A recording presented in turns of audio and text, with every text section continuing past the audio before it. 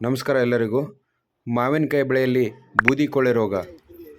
ಭಾರತವು ಮಾವಿನ ಹಣ್ಣಿನ ಉತ್ಪಾದನೆಯಲ್ಲಿ ಅಗ್ರಸ್ಥಾನದಲ್ಲಿದೆ. ಭಾರತವು ವಿಶ್ವದ ಮಾವಿನ ಉತ್ಪಾದನೆಯಲ್ಲಿ 45% ಕೊಡುಗೆ ನೀಡುತ್ತದೆ. ಮಾವಿನ ತೋಟದಲ್ಲಿ ಸಾಮಾನ್ಯವಾಗಿ ಕಂಡುಬರುವಂಥ ಬೂದಿ ಕೊಳೆ ರೋಗ ಲಕ್ಷಣಗಳು: ಎಲೆಗಳ ಮೇಲೆ ಕಂದು ಬಣ್ಣದ ಚುಕ್ಕೆಗಳು, ಮಧ್ಯದಲ್ಲಿ ಬೂದಿ ಬಣ್ಣದ ಹರಡುವಿಕೆ ಕಾಣಿಸಿಕೊಳ್ಳುತ್ತದೆ. ಅವು ಗಾತ್ರದಲ್ಲಿ ಹೆಚ್ಚಾಗುತ್ತದೆ ಮತ್ತು ಕಂದು ಬಣ್ಣದ ಕಲೆಗಳನ್ನಾಗಿ ಕಾಣಿಸಿಕೊಳ್ಳುತ್ತದೆ.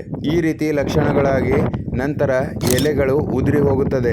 ಈ ರೋಗ ಸಾಮಾನ್ಯವಾಗಿ 20 ರಿಂದ 25 ಡಿಗ್ರಿ ಸೆಲ್ಸಿಯಸ್ ತಾಪಮಾನ ಇದ್ದಾಗ ಮತ್ತು ಧಗೆಯ ವಾತಾವರಣ ಇದ್ದಾಗ ಇದರ ಸೋಂಕು ಜಾಸ್ತಿ ಕಂಡುಬರುತ್ತದೆ.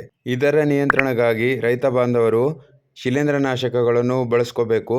ಅದರಲ್ಲಿ ಮ್ಯಾನ್ಕೋಜೆಬ್ 1 ಲೀಟರ್ ನೀರಿಗೆ 1 ರಿಂದ 1.5 ಗ್ರಾಮ್ ಹಾಕೊಂಡು ಸಿಂಪಡಣೆ ಮಾಡ್ಕೋಬೇಕು.